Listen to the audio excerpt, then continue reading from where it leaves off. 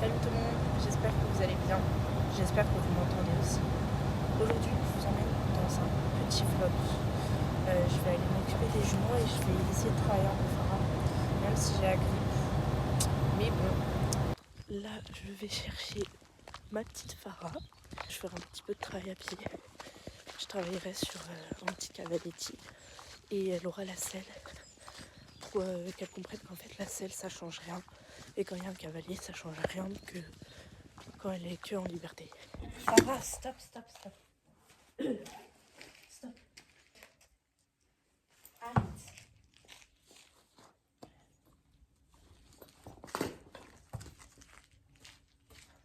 Je commence donc le pansage de Farah qui était mais bien crado, des deux côtés en plus. Je sais pas si vous aurez remarqué d'ailleurs, mais maintenant Farah a le dos qui s'est remonté, qui n'est plus aussi creux qu'avant, et son garrot est vraiment ressorti. Alors qu'avant, c'est juste qu'elle avait le dos extrêmement creux.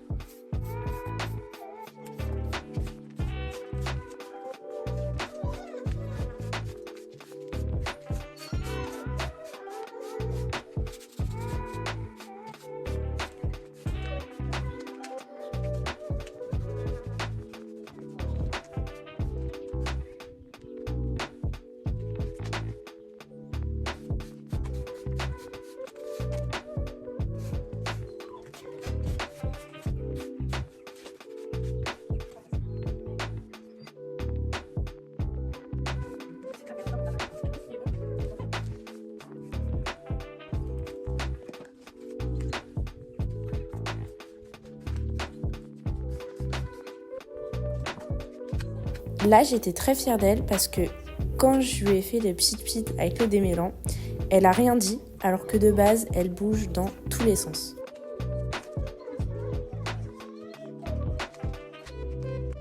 J'ai recoupé un petit peu les crins qui dépassaient, mais il faudra vraiment qu'on refasse sérieusement la crinière.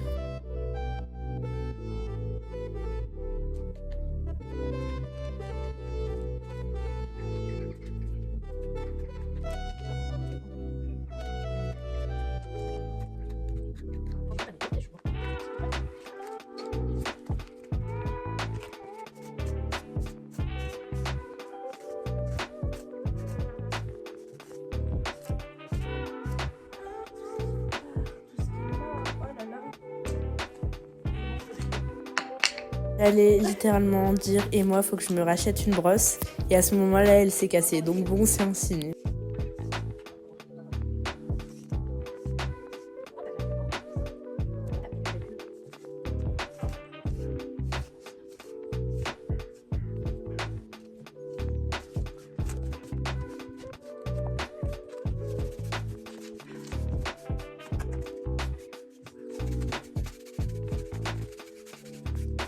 Je vais donc commencer à la sceller pour faire le petit travail à pied sur les barres au sol et le petit cavaletti.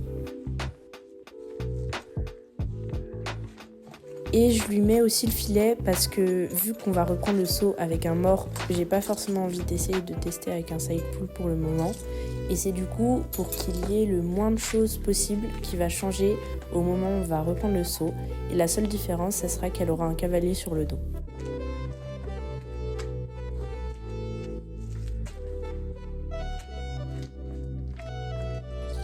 J'avais donc commencé avec cette sangle, sauf que vous verrez qu'elle sera trop grande. Du coup, je vais aller rechercher son ancienne sangle pour pouvoir lui mettre. Le temps que j'aille la chercher, elle était vraiment trop mimi, elle bougeait pas du tout. Là, on dirait presque un arrêt sur image, alors que non. Elle est vraiment super mignonne.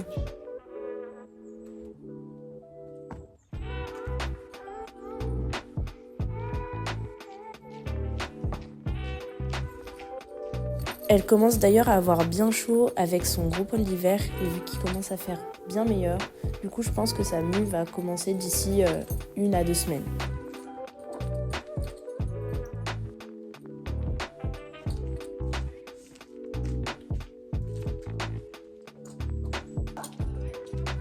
Moi je suis un peu dans les vagues, mais ça va.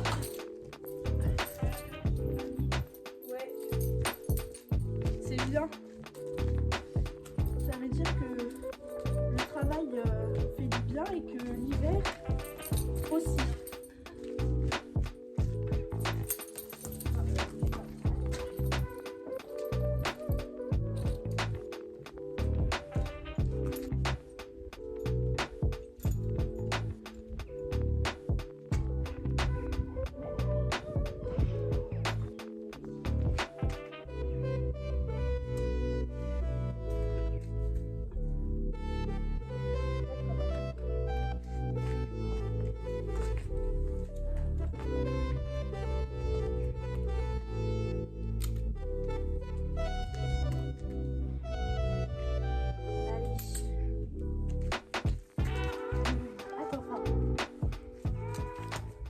On est parti avec la mistinguette.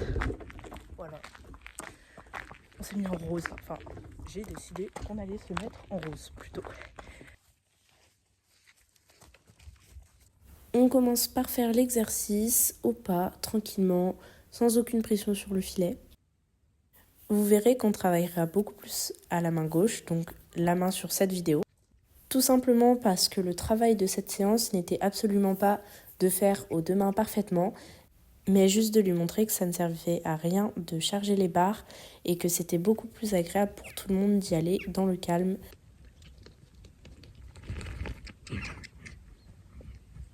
Les quelques fois où elle a sauté les barres, je la ramenais directement dessus, presque en faisant une transition au pas avant la barre pour lui faire comprendre qu'il fallait pas qu'elle fasse comme ça. Elle l'a très bien fait et je n'ai plus eu de saut sur la fin de la séance.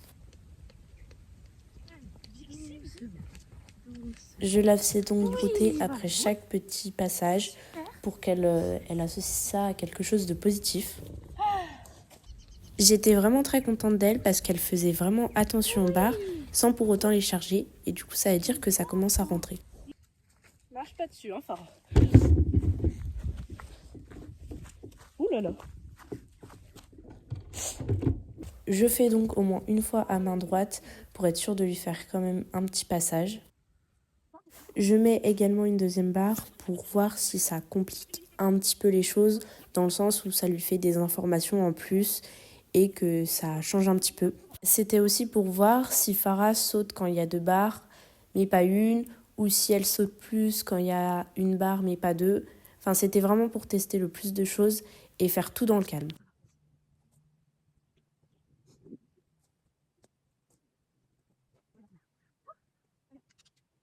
Je lui fais passer au pas pour lui montrer et ne pas la surprendre parce que c'est absolument pas le but.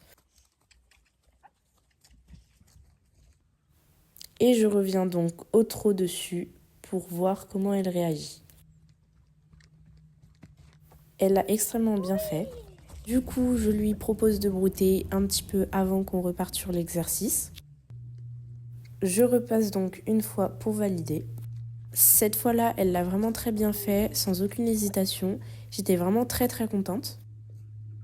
Et ensuite, je mets un tout petit obstacle, mais vraiment minuscule. Il devait même pas faire 20 cm. Je la ramène sur le petit obstacle, qu'elle saute sans aucune précipitation, ce qui est franchement parfait. On a fini la petite séance parce que j'avais pas calculé le temps qui restait et ma mère elle est arrivée, du coup j'ai dû écourter. Mais Farah était parfaite. Franchement, rien à redire. Elle a enjambé les obstacles. Elle a pas sauté comme une folle le mini-obstacle. Elle l'a fait très bien. Du coup, je l'ai laissé sur un petit obstacle.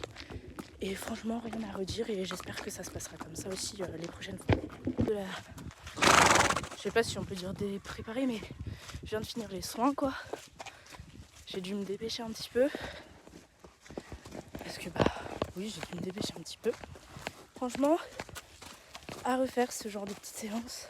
J'espère que la vidéo vous aura plu. Je vais bientôt mettre une vidéo sur la reprise avec Farah. Bon, par contre, c'est la reprise, donc n'attendez rien de très extraordinaire.